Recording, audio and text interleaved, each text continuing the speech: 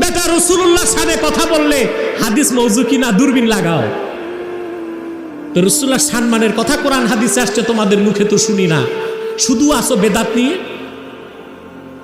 বেদাতেরও তো সঠিক ওয়াজটা করো না। বেদাত কয় প্রকার তা বলো না কেন?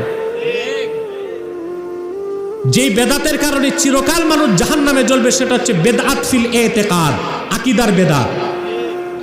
তোমরা বেদাত ফিল আমাল, আমলের বেদাতগুলো খুঁজতেছো, এটা তো মাপ পাবে বান্দা, কিন্তু আকীদার বেদাতের তো মাপ নাই।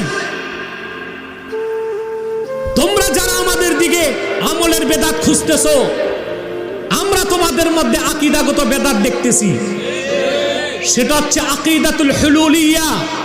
তোমরা সর্বেশ্বরবাদিতায় বিশ্বাসী, এটা একটা শিরকি আকীদা। তারপর যে বেদাতের বিরোধিতা করো, দেখা যায় তোমাদের এলেম নাই, তাহকিক নাই।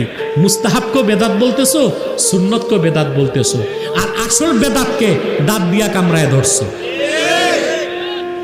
তাইলে দুশ্মনীটা মওযু হাদিসের সাথে না, বেদাতের সাথে না, দুশ্মনী আজমাতে রাসূলের সাথে, মুহাব্বতে রাসূলের সাথে, ইশকে রাসূলের সাথে।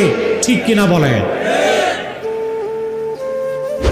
ওই চামচিকা টাইপের মৌলবীদেরকে বলবো, রাসূলুল্লাহ শানে কথা শুনলে মওযু হাদিস খুঁজো, তো কোরআন শরীফও তো রাসূলুল্লাহর গুণগান সম্মান এসেছে, এগুলো বলো না কেন? মৌলবীরা পড়ো কিতাবুশ শিফা, তার আরবি সরা নাসিমুর রিয়াদ, মাওয়াহিবুল লাদুনিয়া, তার আরবি সরা শারহে জুরকানি, মাওয়াহিবুল লাদুনিয়ার আরবি সরা আনওয়ারে মুহাম্মাদিয়া ইমাম নাবহানীর লেখা হুজ্জাতুল্লাহি আলাল আলামিন। এই কিতাবগুলো পড়ো। ঈমান আনার পরে যার অন্তরে রাসূলুল্লাহর আজমত নাই, মুহাব্বত নাই, রাসূলুল্লাহর বরত্ব, মাহাত্ম, আজমত, রফআত ধারণা যার নাই, সে আলেম নয়, সে জালেম, সে মুনাফিক ও বেঈমান ছাড়া কিছু হতে পারে না।